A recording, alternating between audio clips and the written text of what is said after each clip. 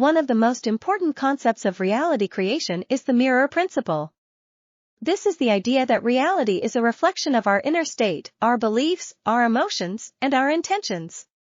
Whatever we see in the outer world is a mirror of what we have inside. This means that if we want to change our reality, we have to change ourselves first. We have to align our inner state with the reality that we desire. How do we do that? Well, there are many ways, but one of the most effective and simple ones is to use switchwords. Switchwords are words or phrases that act as triggers or switches for our subconscious mind. They help us to activate certain states or qualities within us that correspond to our desired reality. For example, if we want to attract money and wealth, we can use switchwords like count, find, divine, or golden sunrise.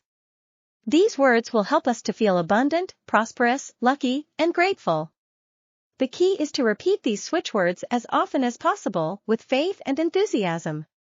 We can say them out loud, whisper them, write them down, or visualize them.